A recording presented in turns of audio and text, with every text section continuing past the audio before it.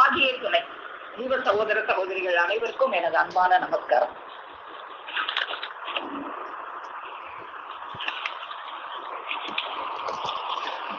யுகங்கோடி காலமாக வேத மாமறைகளின் உள்ளே மறைந்து கிடந்த உயிராணி அருங்காரண நித்திய முத்தி நீதிமாணிக்க சேலை நம் எல்லோருடைய தலையிலும் என்றும் மங்காது ஏற்றி நாளும் ஏற்றி வைத்துக் கொண்டிருக்கும் முத்தி பெருமான் நமது குலதெய்வம், நமது குலதெய்வ தேவேசர் அவர்கள் எடுத்தாளும் புராதன பழமொழிகளை பற்றி நாம் தொடர்ந்து பார்த்து வருகிறோம்.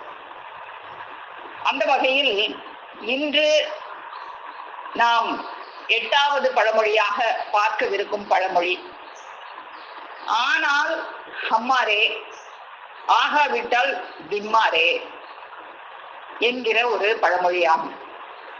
இப்போ இந்த பழமொழியை கேட்கும் போதே நமக்கு இதுவரை நாம பார்த்து வந்த ஒரு பழமொழி போல இல்லாமல் இது சற்று ஒரு வித்தியாசமாகவும் நாம இதுவரை கேட்டறியாத ஒரு புதுமையானதாகவும் நமக்கு தெரிகிறது. நாம இதுவரைக்கும் பார்த்து வந்த அந்த பழமொழிகள் எல்லாம் நாயம் அவர்கள் எந்த சூழ்நிலையில் எப்போது எடுத்து கையாண்டார்கள் என்றெல்லாம் நமக்கு தெரிந்திருந்தது. அவர்கள் இன்ன பொருள் பெற அந்த பழமொழிகளை எடுத்து கையாண்டிருக்கிறார்கள் என்று தெரிந்து கொண்டு அதனை விரித்து பார்த்தோம். நாம போன முறை பார்த்த பழமொழியை கூட பெருமானவர்கள் அவர்களது அந்த அமுத வர்ஷிப்பினை கேட்டு மக்கள் தங்களுக்கு இது வேண்டும் என்று ஆவலாய் கேட்காமல் இருக்கிறதை பார்த்து துயருறும் போது பாட்டையரானவர்கள் அவர்களுக்கு ஆறுதல் சொல்லும் முகமாக, கழுதை உழவுக்காகுமா வண்ணான் பண்ணாடி ஆவானா, அதனால இவங்கெல்லாம் கேட்காட்டா போகட்டும், இதுக்கென்று பிறந்த மக்கள் இருப்பாங்க அப்படின்லாம் சொல்லி தெய்வம் அவர்களுடைய அந்த கவலைகளை தேற்றினார்கள் அப்படின்லாம் நம்ம பார்த்தோம். ஆனா இந்த பழமொழி மட்டும்தான் நமக்கு கிடைச்சிருக்கு. இந்த பழமொழியை பெருமானவர்கள் எந்த சூழ்நிலையில் கையாண்டார்கள் என்று நமக்கு தெரியாதிருக்கும் போதிலும் நம் பெருமானவர்கள் எடுத்தாலும் அனைத்து மொழிகளுமே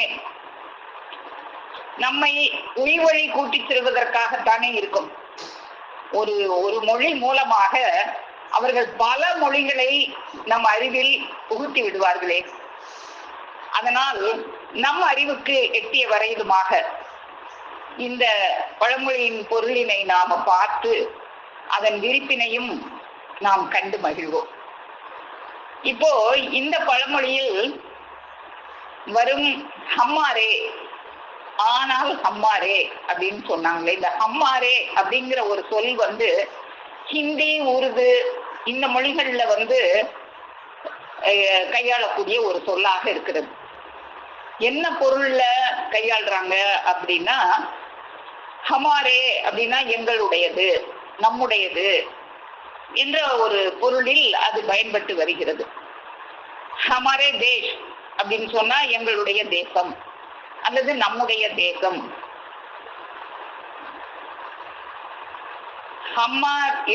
ஆனால் ஹம்மாரே, ஆகாவிட்டால் திம்மாரே. அப்போ இந்த ஹம்மாரே அப்படிங்கிற ஒரு சொல் ஹிந்தி, ஓரளவு ஹிந்தி தெரிஞ்சவங்களுக்கு தெரியும். ஹமாரே அப்படின்னா இது ஹமாரே ஹே அப்படின்னா இது என்னுடைய பொருள், ஹமாரே தேஷ் ஹே அப்படின்னா இது என்னுடைய தேசம்.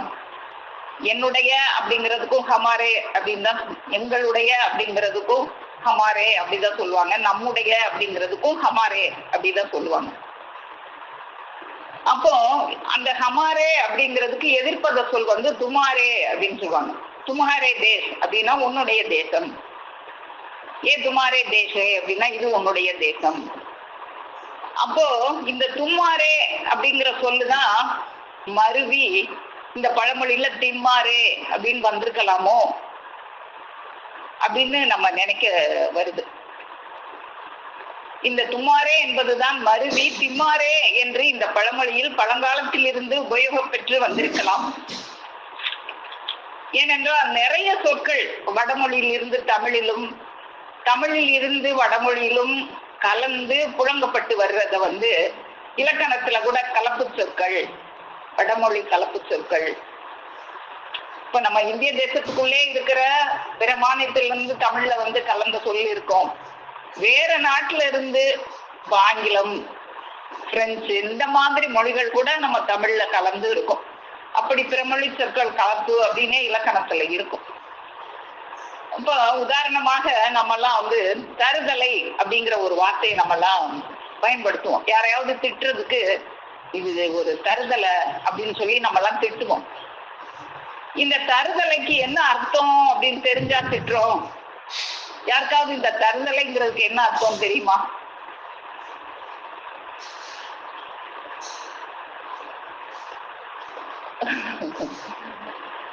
அப்படி அதுல அந்த கரெக்டா அந்த வார்த்தைக்கு அர்த்தம் சொல்லணும். தருதலை, தருதலை. அப்ப நம்ம தெரியாமே தான் பயன்படுத்திட்டு இருக்கோம்.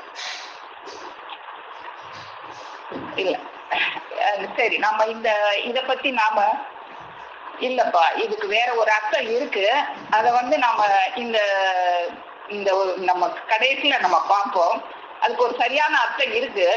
அத தெரியாமே தான் நம்ம வந்து எல்லாரையும் திட்டுறதுக்கு தருதலைன்னு நம்ம பயன்படுத்திட்டு இருக்கிறோம். அப்போ இப்ப நாம முதல்ல இந்த பழமொழியை பத்தி பார்ப்போம். அதுக்கப்புறம் வந்து அந்த தருதலைக்குரிய அர்த்தத்தையும் நாம இன்னைக்கு பார்ப்போம். இப்போ இந்த ஹமாரே அப்படிங்கிறது வந்து என்னுடையது, எங்களுடையது. ஆனால் ஹம்மாரே, நீ என்னுடையவனாக ஆக வேண்டும். அப்படி ஆகலைன்னா திம்மாரே, நீ வந்து உன்னுடைய செயலெல்லாம் அழி செயலாகத்தானே இருக்கு. நீ என் கையில ஆகணும், இல்லைன்னா எமன் கைவசப்பட்டுத்தான் போவ என்ற பொருளில் தெய்வமோர்கள் எடுத்து கையாண்டிருப்பார்கள் அப்படின்னு நம்மளுக்கு தோணுது. ஆனால் ஹம்மாரே, நீ என்னுடையவனாக ஆக வேண்டும், என்னுடைய கைப்பொருளாக, என்னவனாக நீ ஆக வேண்டும். அப்படி ஆகிறதுக்கு பேர் என்ன? அனன்யன். அனன்யன் அப்படிங்கிறது வந்து அந்நியன் அப்படிங்கிற சொல்லுக்கு எதிர்ப்பதமாக இருக்கு. நான் என்ன உனக்கு அந்நியனா அப்படின்னு தெய்வம் அவங்க சொல்லுவாங்க. அவங்க அந்நியன் இல்லை. நாம இந்த தூரம் எடுக்க முந்தி நாம எல்லாரும் ஒன்னாகத்தான் ஜீவதேகமாக இருந்தோம் அப்படின்னு தெய்வம் அருள் செய்வாங்களே. அப்போ நாம அவங்களுக்கு அந்நியனாக இல்லாமல் அவங்களுக்கு அனன்யனாக, அவங்களோடு ஒருவராக நம்ம ஆகிவிட வேண்டும். அப்படி ஆனா நீ என்னுடையவனாக ஆகிவிடுகிறாய். ஆனால் ஹமாரே, ஆகாவிட்டால் சொல்ல முடியாது. தும்மாரே, நீ வந்து என்ன ஆவியோ, உன்னுடைய தன்னறிவில் சாய்ந்து போயிருவ, இல்ல யமன் கைவசப்பட்டு போவ என்ற பொருளில் தெய்வம் அவர்கள் இந்த பழமொழியை எடுத்து கையாண்டிருப்பார்கள். ஆகாவிட்டால் திம்மாரே, அதாவது நீ என்னுடையவனாக ஆகாவிட்டால் நீ வந்து யமன் கைவசப்பட்டுத்தான் போவ, எனக்கு அந்நியனாகத்தான் போவ என்று தெய்வம் அவர்கள் இந்த பொருளில் இந்த பழமொழியை கையாண்டிருப்பார்கள் என்பதை நான் இதன் பொருளாக நான் பார்க்கிறேன். இல்லை இதற்கு வேற ஏதும் பொருள் யாருக்கும் தோன்றினாலும் நாம வந்து பகிர்ந்து கொள்ளலாம். இப்ப நாம எல்லோரும் பகிர்ந்து கொண்டு முடிவில் நமது அறிவிற்கு ஒத்துக்கொள்ளும்படியாக இருக்கிறதை நாம எல்லாருமே ஏற்றுக்கொள்ளலாம். இப்போ இதன் விரிப்பிற்கு நாம வருவோம். இந்த பழமொழிக்கு சுருக்கமான ஒரு பொருள் இதுவாகத்தான் இருக்கலாம் அப்படின்னு நம்ம பார்த்தோம். இப்போ இதோட விரிப்பு என்னவாக இருக்கலாம் அப்படின்னு நம்ம பார்ப்போம். நாம ஏன்னா ஒவ்வொரு பழமொழியையும் அந்த ஒரு சொல்ல விரிச்சு தானே நம்ம தினம் பார்த்துக்கிட்டு இருக்கிறோம். இன்னும் எவ்வளவோ விரிச்சு பார்க்கலாம். நம்ம இந்த 1 மணி நேரத்துக்குள்ளாக எவ்வளவு அதை விரிச்சு பார்க்க முடியுமோ அதன் அழகினை அப்படிதான் நம்ம பார்த்து வருகிறோம். அப்போ தெய்வம் அவர்கள் எந்த ஒரு மொழி பகர்ந்தாலும் அந்த ஒரு மொழிக்குள் அவர்கள் எண்ணில் கோடி மந்திரங்களையும் புகுத்தி நம் துக்க உடலை நீக்கி சுக உடலை காட்டுவதற்காகத்தான் நாயேனாகிய நம்மையும் பொருட்டாய் எண்ணி அவர்கள் பேசுவார்கள். இப்போ இந்த ஒரு மொழிக்குள், இந்த ஒரு பழமொழிக்குள் நாம உள்ள புகுந்து அவர்கள் வாய்மைக்குள் புகுந்து பார்க்கும்போது நமக்கு கிடைக்கிறது சிவன் வரவாகத்தானே இருக்கும். அவர்களுடைய மொழி எந்த மொழிக்குள்ளையும் புகுந்தாலும் அதுல வா சிவா சிவா வரவு கண்டேன் அப்படின்னு அதுல சிவன் வரவு தான் நம்ம காண முடியும். அப்படியான சிவன் வரவை நாம கொஞ்சம் பார்ப்போம். இப்போ ஆனால் ஹமாரே இதற்கு வருவோம்.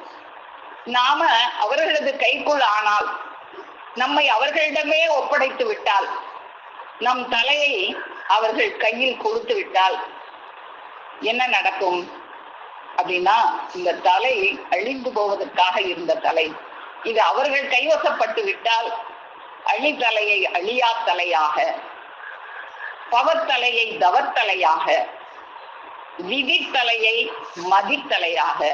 இந்த தலையில ஒரு விதி, நீ பிறக்கும் போதே ஒரு விதி எழுதி வந்த தலை தான் இந்த தலை. யமபடர் என்னும் விதி. அந்த யமன்ட்ட நீ சிக்கிக்கிட்டு தான் வாழணுங்கிறது தான் உனக்கு விதியா இருந்துச்சு. நீ பிறக்கும் போதே விதியாக்கப்பட்டிருச்சு. அதுல இருந்து மாறணும். அந்த விதியை மதிகொண்டு வெல்லணுமே, அதுக்கு அவங்க கைவசப்படணுமே. அப்போ இந்த விதித்தலையை மதித்தலையாக, புழுத்தலையை வைரத்தலையாக அவர்கள் ஆக்கி விடுவார்கள். இப்போ இந்த என்சான் உடம்புக்கு பிரதானமானது சிரசு. இந்த சிரசுக்கு பிரதானமானது முகம். முகத்துக்கு பிரதானமானது அறிவு. அந்த அறிவுக்கு பிரதானமானது ஆசான் திருவாக்கு. அறிவு எப்ப பிரகாசமாகும்? ஆசான் திருவாக்கு செவிக்குள்ள நுழையும் போதுதானே இந்த அறிவு பிரகாசமாகும். அப்போ நாம வளர்க்கிறதெல்லாம் நம்மளுடைய இந்த தூல உடலைத்தான் நாம வளர்க்கிறோம். அதற்காகத்தான் நாம தினமும் பாடுபடுறோம். ஆனா அவர்கள் கையில் நம்மை ஒப்படைத்து விட்டால் அவர்கள் நம்முடைய ஜீவதேகத்தை தான் பார்ப்பாங்க.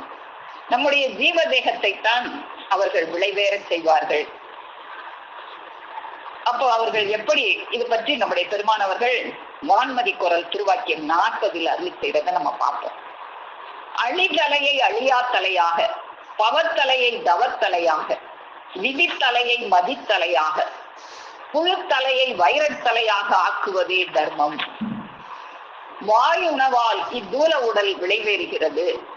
செவி உணவால் ஜீவதேகமாகி யோக தேகம் விளைவேறுகிறது.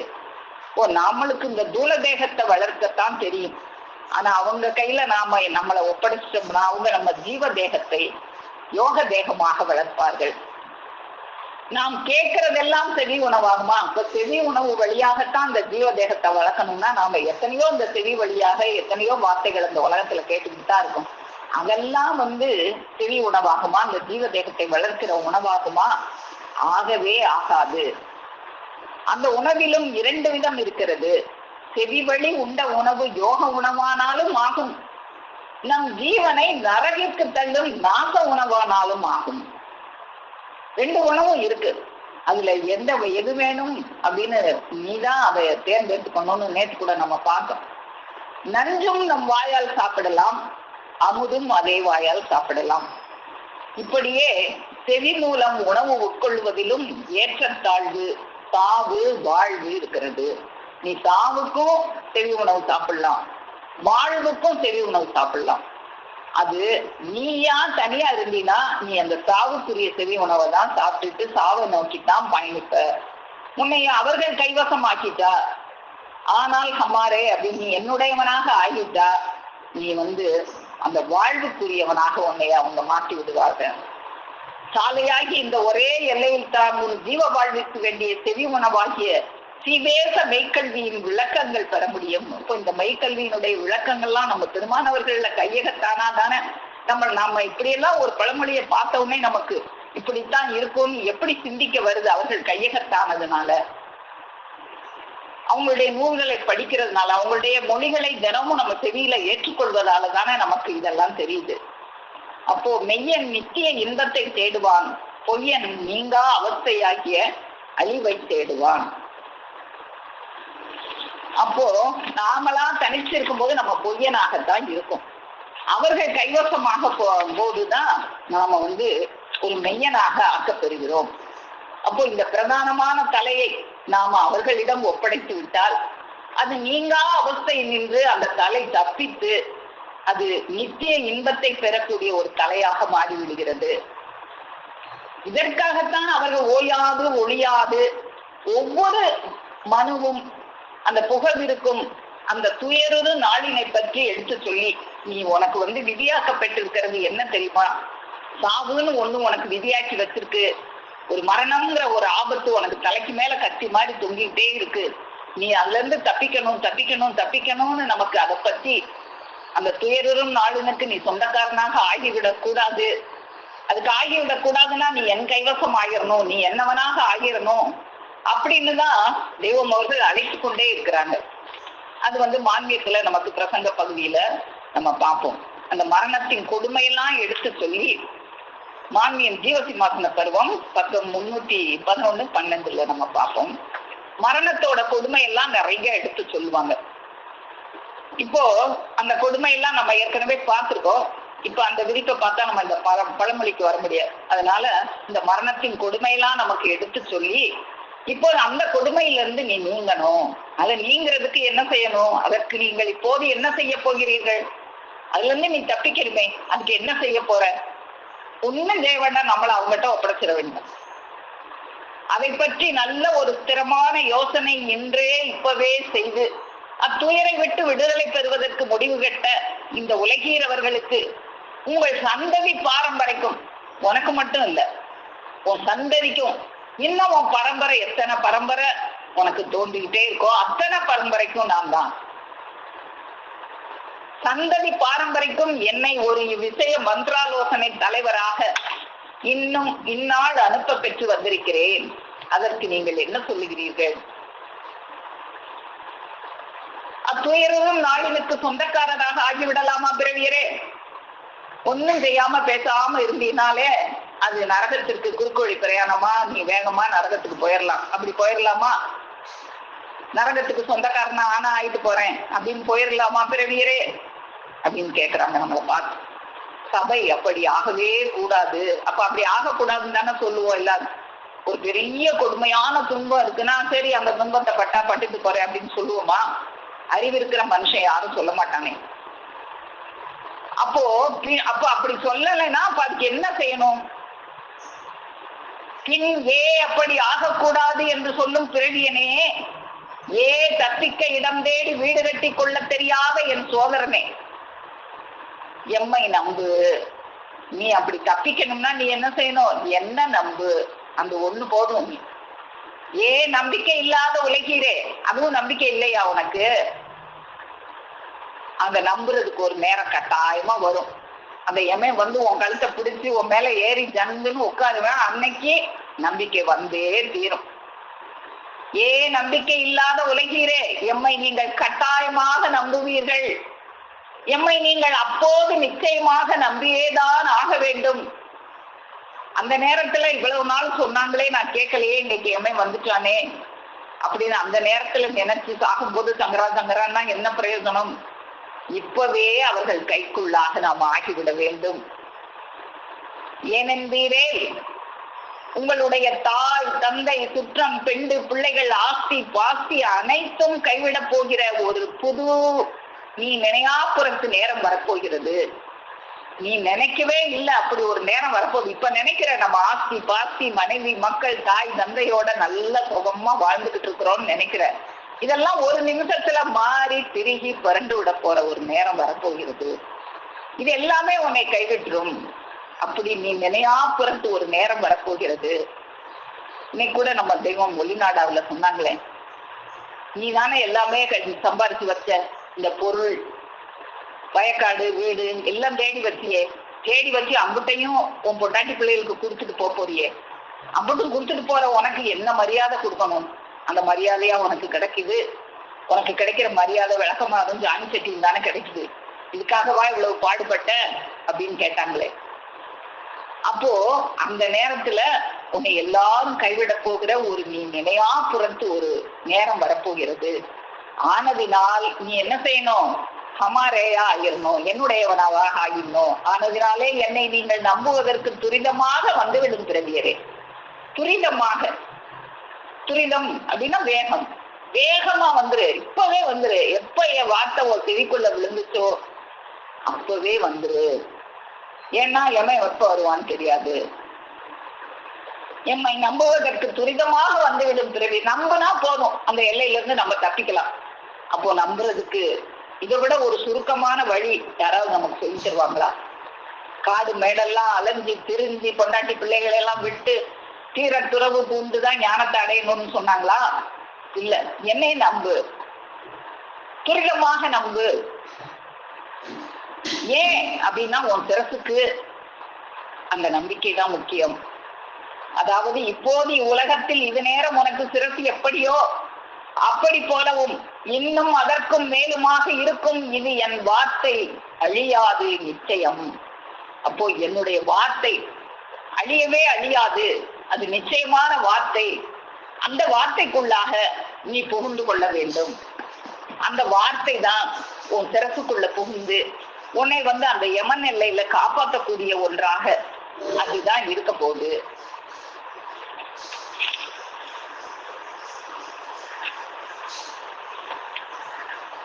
அப்போ அவர்களுடைய கைவசமானால் நாம ஒரு நரனாக இருந்த நம்மை அவங்க என்னவாக மாற்றுறாங்க? அவங்களுடைய கைவசமானா நம்மளை தேவராக மாற்றி விடுகிறார்கள்.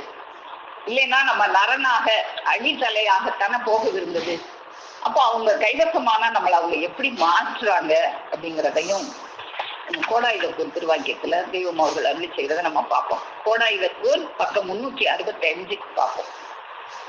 நாம் அவசியம் தெரிந்து கொள்ள வேண்டியது, இந்த உலகத்தில் நரனாக பிறப்பெடுத்து வந்தோமே அது எதற்காக என்பதை தெரிந்து கொள்ள வேண்டும். எதுக்காக நாம ஒரு நரனாக பிறந்து வந்தோம்? அவங்க கையகத்தாக வேண்டும், அதுதான். ஆனால் அப்படி ஆனால் நம்ம அவர்களுடையவர்களாக ஆகிடலாம். ஆகாவிட்டால் அப்புறம் உங்க கதி என்னவோ சொல்ல முடியாது. அப்போ நரப்பிறப்பு என்றால் என்ன? நம் தாயோ அல்லது தந்தையோ நம்மை பெற்ற போது இப்படி இந்த உருவத்தில் ஆண் பிள்ளையாக வர வேண்டும் என்று நினைத்தா பெற்றார்கள்? எங்க அம்மா நினைத்தாளா அல்லது என் தந்தை நினைத்திருப்பாரா? இல்லை. நம்ம செயலை பார்த்தாலே அவர்கள் அப்படி நம்மை பெறவில்லை என்று தெரிகிறதல்லவா? அப்போ நினைத்து பெற்றெடுக்கவில்லை.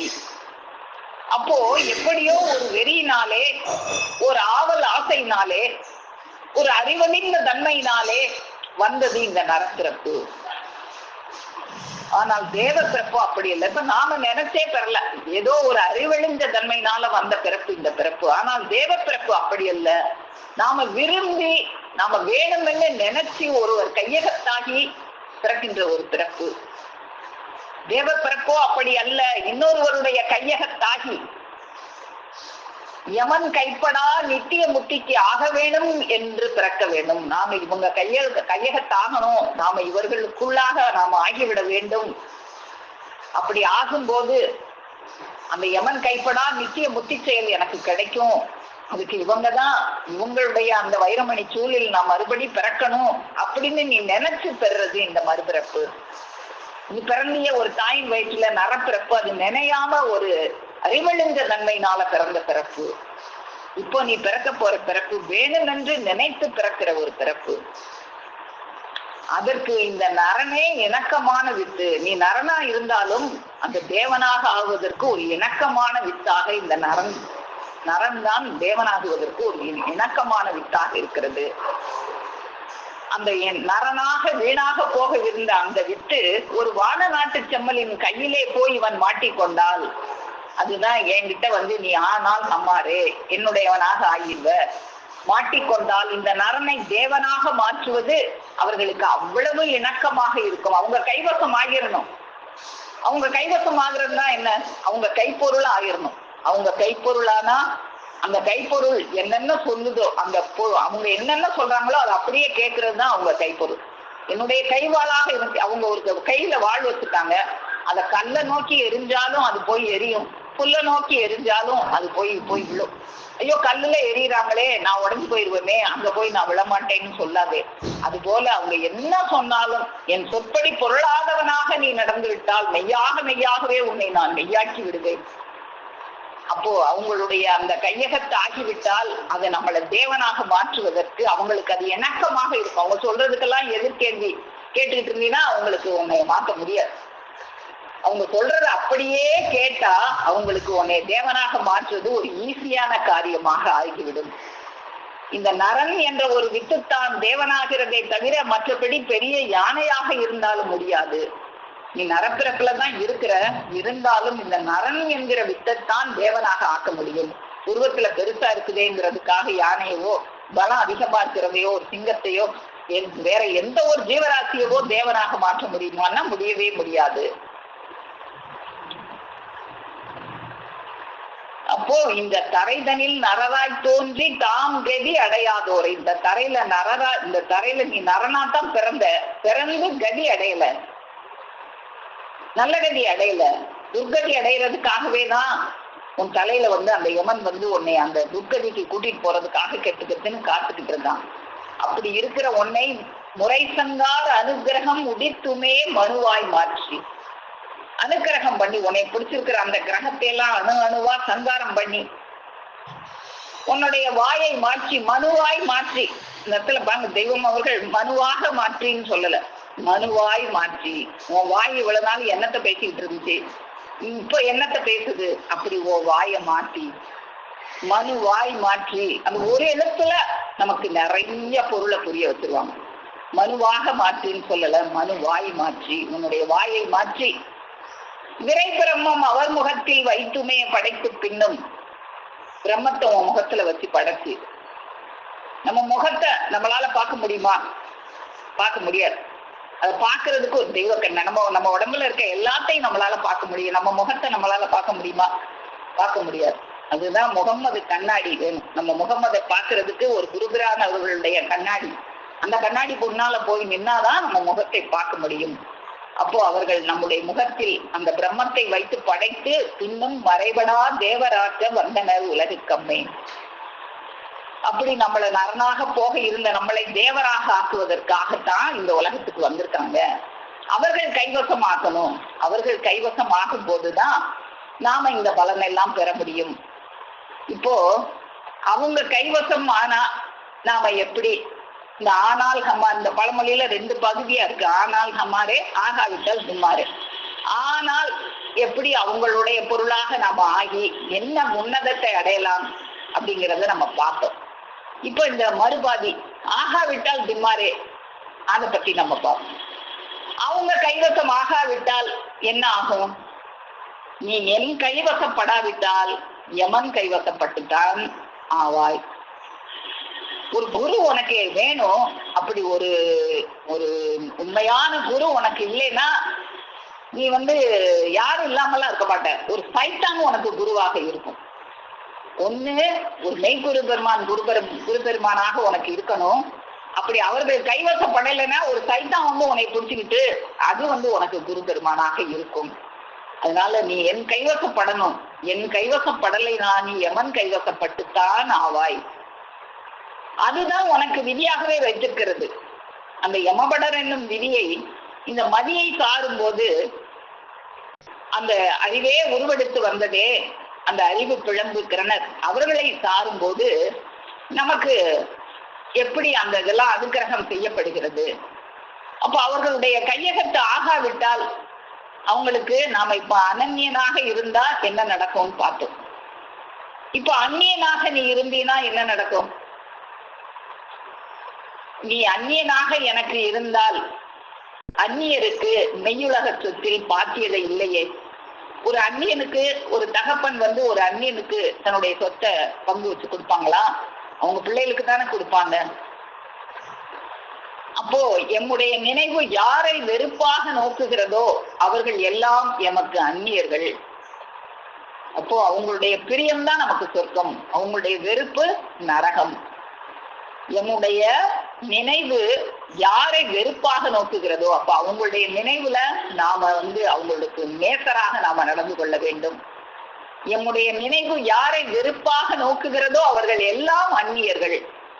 அவர்களுக்கு நமது மெய்யுலக சொத்தில் பாத்தியதை கிடையாது. அப்போ அப்படி இருக்கிறவங்களுக்கு தெய்வம் அவர்கள் சேர்த்து வச்சிருக்கிற அந்த மெய்யுலக சொத்துல பாத்தியதை இருக்கா அப்படின்னா இல்லை. அவங்க எப்படி இருக்கணும்? இந்த அழிநரக அரசாட்சி வெறி மரத்துல ஏறி அழி செயலாதிக்க விடிவு வேண்டி இந்த பழிபாதக விரிவில் பரிந்து பிரிய வேண்டியதுதான். அழிநரக அரசாட்சி வெறிமரம் ஏறி அதன் வாது கொம்பு கொப்பு கொலைகள் எங்கெங்கு உண்டன ஆய்ந்து இந்த உலக காரியத்திலேயே என்ன செய்யலாம் ஆய்ந்து திரிகிறதான் நீ வெறி மரத்துல ஏறி அதோட வாது கொம்பு கொப்பு கொலை இலையெல்லாம் ஒரு குரங்கு மரத்துல ஏறி அங்கேயும் இங்கேயும் சாதிக்கிட்டே திரியுமே. அது போல நீ அழிநரக அரசாட்சி வெறிமரம் ஏறி அதன் வாது கொம்பு கொப்பு கொலைகள் எங்கெங்கு உண்டன ஆய்ந்து நாளும் இது புது நீதி பேரறிவு வழிபாடுன கூறி தாவி கொண்டேறி பாய்ந்து. எது தாவிக்கிட்டே இருக்கும்? குரங்கு தானே தாவிக்கிட்டே இருக்கும். அப்படி குரங்கு மாதிரி தாவி தாவி என்னத்தை இழக்கிற? தம்முடைய ஜீவ பரமான்மாவின் நெடுங்கால வாழ்வு பெருங்கோடி லாபத்தினை வேறற இழந்து, ஒரு பெருங்கோடி லாபம் கிடைக்க போகுதே அதை இழந்து, இன்னைக்கு கிடைக்கிற ஒரு அற்ப சந்தோஷத்தை பெருசாக நினைச்சு அந்த வரப்போற அந்த பேரின்ப வாழ்வை இழந்து இனி திரும்புவதே இல்லை எனும் நிச்சயத்தில் ஆகி, சரி இப்பதான் அப்படி இருக்க, நம்ம இந்த சொல்ல காதுல கேட்டா பிறகுவாவது திருந்துவானா அப்படின்னு பார்த்தா இனி திரும்புறதே இல்லை. நம்ம நேற்று பார்த்த மாதிரி நரகத்துக்கே முத்தரிச்சு விட்டாச்சு, இவனுக்கு அதுக்கே நேர்ந்து விட்டாச்சுங்கிற மாதிரி திரியிறானே. அப்படி திரியும் போது இவன் யாரு? குரங்குதான். மனுஷ ஜென்ம நரனாக இருந்தா கூட தேவனாகிறதுக்குரிய வித்தாக அதை மாத்தலாம். அந்த வார்த்தையே செவிக்குள்ள நுழையாம இருக்கும்போது அது இந்த மனுஷன்னே சொல்ல முடியாது, மனித சட்டை மாட்டிக்கொண்டு திரிகின்ற ஊர்வனங்கள், பறவை, காளிகள் அப்படின்னு தான் சொல்ல முடியும். அப்போ தெய்வமோர்கள் அதை அந்த தேடி ஊடகத்துல இந்த குரங்குகளா இந்த திரியறதை பத்தி சொல்ற அந்த பாடலை நம்ம பார்ப்போம். ஆறு கால் வண்டி நங்கா காட்டு மைனாவீனங்கா அரங்கன் வந்ததை இங்கு யாரேனும் காணீரோ. அரங்கன் வந்திருக்காங்களே இந்த நரனை தேவனாக மாற்றுவதற்காக, அவங்கள பார்க்கலைன்னா நீ ஆறுகால் வண்டினங்கள் காட்டு மைனாவினங்களாகத்தான் இருக்கணும். ஊருவனங்களே ஊய் குருவி பருந்தினங்கா உயர்ந்த கிளைகள் தாவி ஓங்கும் வானரங்கா. குருவிகளாகவும் உயர்ந்த கிளைகள் எல்லாம் தாவி கொண்டு தெரிகிற வானரங்களாகவும் தான் இப்ப அவங்க கைவிட்டப்படலைனா. தேரும் ஜீவ பண்டித தேவன் தீரு கரத்தில் செந்தூர பொடி கொண்டு ஜெகத்தை மயக்க வென்று, இந்த ஜெகத்தை எல்லாம் மயக்கி தன்வசமாக்குறதுக்காக அவங்க கையில ஒரு செந்தூர பொடி கொண்டு வந்துட்டாங்களே. சாந்து உள்ளங்கவரும் சடகோபந்தனை இங்கு சாலை வழியில் கண்டோர் காற்றீரகிரி நங்கா. அப்படி அவர்களை சார்ந்து உள்ளங்கவரக்கூடிய கல்வனாக அவங்க வந்திருக்காங்களே, அவங்கள பாத்தீங்களா அப்படின்னு பிரம்மகூடர்கள் அவங்கள தேடி வர்றதாக இந்த பாடல் அமைஞ்சிருக்கு. அப்போ இந்த நரஜன்மம் எடுத்தவன் மக்களாகி தேவர்கள் ஆகணும் அப்படின்னு தெரியாமல் ஒரு ஊர்வனவாகவும் பறவையாகவும் இந்த காளி மிருகங்களாகவும் இருக்கிறதான் அவங்க கேட்டுட்டு போவாங்க. நான் இளந்தனிலே இங்கு நரஜன்மம் எடுத்தோரெல்லாம் வானவராகுவதற்கென்று வானவராகுவதற்கு மக்கள் ஆகுவதென்று ஓரா. நீ முதல்ல நரனா இருக்கிற, நீ வானவரா ஆகணும், அதுக்கு முதல்ல மக்கள் ஆகணும். அதுக்கு என்ன செய்யணும்? அந்த தேரு ஜீவ பண்டிதர் கைவசமாகணும் இல்லையே. அப்படி ஆகாம ஆணவ இடும்பில் ஏறி அறமெலிந்து உருக்குலைந்து காணும் ஊர்வனம் பறவை காளிகா உரை செய்வீரு. பறவையாகவும் காளிகளாகவும் மிருகங்களாகவும் திரிவீங்களே, உரை செய்யுங்க நீங்க. அப்போ இந்த பழமொழி நம்ம ஆனால் ஹம்மாரே ஆகாவிட்டால் பின்மாரே என்றதன் வாயிலாக தெய்வமோர்கள் கைவசமாகி கொண்டு அவர்கள் சொற்பொடி கேட்டும் நடக்கும் பிள்ளையாக, என் சொற்பொடி பிரலாதவனாக ஆகிவிட்டால் நாம் பெறுகின்ற பேர் என்ன? ஒரு தாயோட இருக்கிற குழந்தைக்கு கிட்டும் அரவணைப்பு அது நம்மளுக்கு கிட்டும். அப்போ அந்த அரவணைப்பு அந்த அரவணைப்பு வேண்டாம் கையை உதவிட்டு போனா நீ என்ன செய்யணும்? அந்த அழிநரக ரசாட்சி மரத்துல குரங்கு மாதிரி பாய்ந்து திரிய வேண்டியதுதான். தன்னறிவில் சாய்ந்து அந்த கோடி கோடி கோடி கோடி கால வாழ்வு, அந்த பேரின்ப வாழ்வை இழந்தவனாகத்தான் நீ ஆகிற.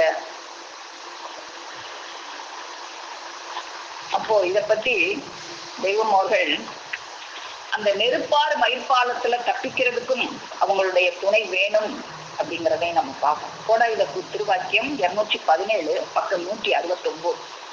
மயிர்பாலம் நெருப்பாறு என்பது ஒரு நுண்ணிய பயங்கர அருங்கலம்.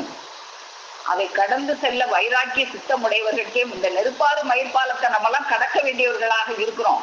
எப்படி கீழே ஒரு பெரிய நெருப்பாறு போகுது, அது மேல ஒரு மயிறு தான் பாலமாக இருக்கு. அந்த பாலத்துல ஏறி எப்படி நடந்து போறது? தெய்வம் அவர்களுடைய துணை இல்லாம அவங்க கையை பிடிச்சுக்கிட்டா நம்ம நடந்து போயிடலாம். அதை கடந்து செல்வது வைராக்கிய சித்தமுடையவர்களுக்கே முடியும். கள்ளத்தனம் நிறைந்த உள்ளத்தை உடையவர்களால் அதை கடந்து செல்ல முடியாது. அப்போ கள்ளத்தனம் இல்லாத பற்று தெய்வம் அவர்கள் மேல யாரு வச்சிருக்காங்களோ அவங்கதான் அந்த பாலத்தை கடந்து செல்ல முடியும். வஞ்சக பற்று வச்சிருக்க கூடாது. வஞ்சகம் இல்லாத ஒரு மெய்யன்பு அவங்க மேல வச்சிருந்தாதான் அந்த பாலத்தை நாம கடந்து செல்ல முடியும். இந்த அழி உலக பற்று அதிகமா இருப்பின் கீழேயே இழுத்துவிடும். அந்த தளத்தில் எல்லோரும் தம்மையா போட்டுத்தான் தீர வேண்டும். இங்கு உன்னை ஆண்டு கொண்ட குருபரரிடம் தம்மையா போட்டு அடங்கி நடந்திருந்தால் அந்த மயிர்பாலத்தை கடந்து செல்வது மிக எளிமையா இருக்கும். நீ அங்க போய் தம்மையா போடுறதுக்கு பதிலா இங்கேயே தெய்வம் அவங்க என்ன சொல்றாங்களோ அதை கையை கட்டி வாயை கொட்டி அவங்க சொல்றத கேட்டுக்கிட்டு நீ தம்மையா போட்டு நடந்திருந்தீன்னா அங்க போய் உனக்கு கடக்கிறதுக்கு ஈஸியா இருக்குமே. அந்த நேரத்தில் ஆத்திரப்படுவதால் அந்த அருஞ்செயல் கிட்டுமா? அந்த மயிர்பாலத்துல போய் நின்றுட்டு ஐயோ அன்னைக்கே அவங்க கையை பிடிக்க சொன்னாங்களே பிடிக்கலையே நீ நினைச்சீனா அங்க போய் நடக்குமா? நடக்காது. அதனால இப்பவே வந்து என்னிடம் பூங்கொள், துரிதமாக இப்பவே வந்து என்னிடம் பூந்துகொள் பிறவியரேன்னு கூப்பிட்டாங்களே. எடு குழந்தையை போல் இருந்தாயானால் தெய்வத்தாயாகிய உன் ஆசான் அந்த ஆபத்து எல்லையில் உன்னை காப்பாற்றுவார்கள். எடு குழந்தைய போல இரு. எடு குழந்தைன்னா இன்னும் பேசவே தெரியாம, இன்னும் உட்கார கூட தெரியாம, தவளை கூட தெரியாம படுத்திருக்கிற குழந்தை நம்ம எங்க போனாலும் தூக்கி தோல்ல போட்டு போனா அது வாட்டுக்கு வரும். கொஞ்சம் விவரம் தெரிஞ்சிருச்சுன்னா வாங்க அங்க போவோம் அப்படின்னு கூட, எங்க போறோம், எதுக்கு போறோம், ஏன் போறோம் 1008 கேள்வி கேட்கும். அதனாலதான் தெய்வம் அவர்கள் இங்க எடு குழந்தை, அந்த எடு குழந்தை அப்படி தோல்ல தூக்கி போட்டா அது வாட்டுக்கு வரும். அப்படி குழந்தையா அவங்க என்ன சொல்றாங்களோ அது அப்படியே கேட்கிற ஒரு எடு குழந்தையை போல நாம இருக்கணும். அப்படி இருந்தாயானால் தெய்வத்தாயாகிய உன் ஆசான் அந்த ஆபத்து எல்லையில் உன்னை காப்பாற்றுவார்கள். நாமே தாண்டி விடுவோம் என்று நினைத்தால் நிச்சயமாக இருளில் தான் பாய வரும். அவங்க துணை இல்லாம அவங்க ஆனால் அம்மாரே ஆகாவிட்டால், நீ அப்படி அவங்க கைவசம் ஆகாவிட்டால் நாமளே இதை செஞ்சுக்கலாம் நினைச்சினா நிச்சயமாக இருளில் தான் பாய வரும். தாயோடு இருக்கும் வரை குழந்தைக்கு ஒன்றும் இல்லை. தாயை விட்டு விலகி உள்ள குழந்தை கீழே விழுந்து காயப்படுத்தி கொள்ளுவது போல ஆகிவிடும். நாம பார்த்தோமே அன்னைக்கு கூட ஒரு பழமொழி, கீழே விழுகிற குழந்தைக்கு அருவாமன துணையாகிறது போல. அது போல இல்லாம நம்ம பெருமானவர்களிடம் அந்த எடு குழந்தையை போல இருந்தா நாம தைரியமா யமனையும் பார்த்து அவங்களுடைய அங்கத்துல ஒன்றாகிட்ட அந்த பெருமையில நாம யமனையும் பார்த்து, எப்படி அந்த பரமசிவன் கழுத்தில் இருந்த பாம்பு கருடா சௌக்கியமான்னு கேட்டுச்சோ அது போல நாமளும் யமனை பார்த்து கேட்கலாம், சௌக்கியமா இருக்கியாப்பா, நான் யார்கிட்ட இருக்கேன் பாத்தியா, வா இங்க வா, கிட்ட வந்து பாரு, நான் தெய்வம் கிட்ட இருக்கேன் அப்படின்னு. காலா கிட்டே வாடா, உன்னை காலால் உதைக்கிறேன் அப்படின்னு பாரதியார் சொன்ன மாதிரி நாமளும் சொல்லலாம். ஆனா அவங்க கையகத்தை ஆகாவிட்டால் என்ன ஆகும்? அவன் சொல்லுவான், நம்ம சொன்ன வசனத்தை எல்லாம் என்னன்னு சொல்லுவான், வாடா இப்ப நீ அவங்க கிட்ட இல்ல, நீ எப்ப அவங்கள விட்டு விலகுவன்னு தானே நான் பார்த்துக்கிட்டே இருந்தேன் அப்படின்னு அவை நம்மள ஒரு பருந்து கோழி குஞ்சு தூக்கிட்டு மாடி தூக்கிட்டு போக வந்துருவான். அப்போ அவன் கையில பட்டு பறக்க பறக்க பறக்க பறக்க விழிக்க வேண்டியதான். இப்படி பறக்க பறக்க விழிக்கவா நாம வந்தோம்? அவங்க கையகத்தில் ஆகிறதுக்கு தானே வந்தோம். அப்போ அதனாலதான் இந்த பழமொழி, ஆனால் ஹம்மாரே ஆகாவிட்டால் திம்மாரே, இந்த பழமொழி நமக்கு இந்த கருத்துக்களை எல்லாம் தான் நமக்கு உணர்த்துகிறது அப்படின்னு எனக்கு தோன்றினதை நம்ம எல்லாரும் நம்ம பகிர்ந்துக்கிட்டோம். இப்போ நாம முதல்ல ஒரு பழமொழிக்கு கடைசியில பார்ப்போம்னு சொன்னோமே, தருதலை அப்படின்னா என்ன? அப்போ இந்த தருதலை அப்படிங்கிற வார்த்தைய நாம அதுக்கு அர்த்தம் தெரியாமையே பயன்படுத்திக்கிட்டு இருக்கோம். இது நம்ம தமிழ் மொழி வார்த்தை கிடையாது. தருதலை அப்படிங்கிறது ஒரு சமஸ்கிருத வார்த்தை. ஒரு சமஸ்கிருதத்துல ஒரு ஸ்லோகம் சொல்லுவாங்க, ஒரு பழமொழி சொல்லுவாங்க, தருதல பிக்சர்ஸ் கரதல வாசஸ் அப்படின்னு சொல்லுவாங்க. அந்த பழமொழிக்கு என்ன அர்த்தம் அப்படின்னு பார்க்கும்போதுதான் நமக்கு இந்த தருதலைக்கு அர்த்தம் புரியும். அந்த பழமொழி எப்படி வரும்னா, தருதல வாசஸ் கரதல பிக்சர்ஸ், அப்படி இருக்கிறவனுக்கு கூட இந்த உலக இச்சை விடாது அப்படிங்கிற அர்த்தத்துல அந்த பழமொழி வரும். அதாவது தருதலையாக இருக்கிறவன், கரதலமாக இருக்கிறவனுக்கு கூட இந்த உலக இச்சை விடாது அப்படின்னா என்ன அர்த்தம்? தருதலை அப்படின்னா அவனுக்கு வசிக்கிறதுக்கு ஒரு வீடே இல்லை. தரு அப்படின்னா மரம். இந்த தருங்கிற வார்த்தை தமிழ் சொல் கிடையாது, அது சமஸ்கிருதத்துலதான் மரத்துக்கு தரு. ஸ்தலம், ஸ்தலம்ங்கிறதும் சமஸ்கிருத வார்த்தை தான். ஸ்தலம் அப்படின்னா இடம். மரத்தடி, தருதலம் அப்படின்னா மரத்தடி. மரத்தடியில தான் வாசம் செய்யறான். வாசம் செய்யறதுக்கு ஒரு வீடு கூட இல்ல. தருதல பயலை அப்படின்னு திட்டினா ஒரு வசிக்கிறதுக்கு ஒரு வீடு கூட இல்லாம மரத்தடியில தெரிகிறவனே அப்படின்ற அர்த்தம். தருதல வாசஸ், வாசஸ்னா வாசம் செய்யறது. வாசம் செய்யறதுக்கு குடியிருக்கிறதுக்கு ஒரு வீடு கூட இல்லாம ஒரு மரத்தடியில இருக்கிறவனே தருதலையே. கரதல பிக்சர் அப்படின்னா கரம், கரம்னா கையி, தலம்னா இடம். கையி தான் பிச்சை எடுக்கிறதுக்கு இடமா இருக்கு. பிச்சை எடுக்கிறதுக்கு ஒரு பாத்திரம் கூட இல்லை. கைய வச்சுதான் பிச்சை எடுக்கணும். ஒரு திரு ஓடாவது வச்சிருப்பாங்க ஒரு பிச்சைக்காரங்க, அது கூட இல்லை. அப்படி இருக்கிறவனுக்கு கூட இந்த உலக இச்சை விடுமான்னா விடாது. நம்ம கூட ஒரு கதையில பார்த்தோம். ஒரு ஞானி ஒருத்தரை நீ இப்ப வர்றியா ஞானத்துக்கும் போது இன்னும் கொஞ்சம் காலம் கழிச்சு வர்றேன் அப்படின்னு சொல்லுவான். அப்புறம் ஒரு 10 வருஷம் கழிச்சு அவங்க வரும்போது என் பிள்ளைகளுக்கெல்லாம் கல்யாணம் பண்ணி முடிச்சுட்டு வர்றேன், எனக்கு இன்னும் கொஞ்சம் பொறுப்பு இருக்குன்னு சொல்லுவான். சரி, அந்த ஒரு 10 வருஷம் கழிச்சு வந்தா இன்னும் கொஞ்சம் என் பேரன் பேத்திகளுக்கெல்லாம் கொஞ்சம் கல்யாணம் முடிச்சுக்கிறேன் அப்படின்னு சொல்லுவான். சரி, இன்னும் ஒரு 10 வருஷம் கழிச்சு வந்தா அவன் இருக்க மாட்டான். அப்படி ஒரு ஞானி வரும்போது இங்க இருந்து அவனை காணோம் அப்படின்னு பார்க்கும்போது ஒரு நாய் அவங்க காலை சுத்தி சுத்தி வரும். என்ன இந்த நாய் வருது நம்மளை சுத்தி சுத்தி அப்படின்னு பார்க்கும்போது அவங்களுக்கு அந்த ஞான திருஷ்டியில தெரிஞ்சிருது, அந்த 10 வருஷம் கழிச்சு வாங்க வாங்கன்னு சொன்னானே அந்த மனுஷன் தான் செத்து இப்ப நாயா பிறந்திருக்கான்னு தெரிஞ்சுது. அப்போ அவங்க கேக்குறாங்க, இப்ப நீ நாயா போயிட்ட, நான் உனக்கு மீண்டும் மனுஷ பிறவி தரேன், நீ வந்துடுறியா என்கிட்ட அப்படின்னு கேட்கும் போதும் அந்த நாய் என்ன சொல்லுது, இல்ல என் பையனோட கடைக்கு நான் தான் காவல் காத்துக்கிட்டு இருக்கேன், நான் இல்லட்டேன்னா அவன் கடையில இருக்க ஜாமான் எல்லாம் திருடங்க திருடிட்டு போயிடுவாங்க, என் பிள்ளை கடைக்கு நான் காவல் காக்க. நாயா போனா கூட பிள்ளைக்கு பிள்ளைக்கு பிள்ளைக்குன்னு இவங்க திரிகிறாங்க அப்படிங்கிறதான் அந்த கதை உணர்த்துறது. அது போல இந்த தருதல பிக்சர் கரதல வாசஸா இருக்கிறவனுக்கு கூட இந்த உலக இச்சை விடாது. தங்குவதற்கு ஒரு இடம் கூட இல்லாம மரத்தடியில தங்குறவனே, பிச்சை எடுப்பதற்கு ஒரு பாத்திரம் கூட இல்லாம கரத்தையே நீட்டி கொண்டு இருக்கிறவனே, அதுதான் அந்த பழமொழிக்கு அர்த்தம். அப்ப அப்படியாகத்தான் இந்த பழமொழி கூட இந்த ஹமாரே திமாரே என்ற சொல் வடமொழியிலிருந்து கலந்திருக்கலாம் அப்படின்னு நாம நினைக்கிறோம். அப்போ தெய்வம் அவர்களுடைய அந்த வாய்மைக்குள்ள, அந்த வார்த்தைக்குள்ள நம்ம எப்போ கேட்டோமோ அதுக்குள்ள நம்ம அந்த வாய்மைக்குள்ள புகுந்தோம்னா ஒரு பாதுகாப்பு எல்லைக்குள், ஒரு பாதுகாப்பு வளையத்துக்குள்ள நம்மளை புகுத்தி கொண்டோம். அப்படி அந்த பாதுகாப்பு எல்லையை விட்டு வெளியே போனோம்னா நமக்கு என்ன கதி? அந்த யமன் கைவசப்பட்டு போக வேண்டியது வரும். அப்படியாக ஒரு பாதுகாப்பு வளையத்துக்குள்ளேயே நம்மளை நாளும் வைப்பதற்காக, நம்மளுடைய அடித்தலைகளை எல்லாம் அழியாத்தலையாக மாற்றிக்கொள்வதற்காக நமக்கு நாளும் அமுத வர்ஷிப்பினை பொழிந்து கொண்டே இருக்கும் தேவ தேவேசர் நமது குலதெய்வம் பிரம்ம பிரகாசனை விழித்தாய் ஆண்டவர்களுக்கு பொன்னடி போற்றி பணிந்து நமஸ்கரித்து என் முட்டி பேருரை மேலும் மேலும் முழங்கும் என்று கூறி உங்கள் அனைவரிடமிருந்து விடைபெறுகிறேன். அனைவருக்கும் நமஸ்காரம்.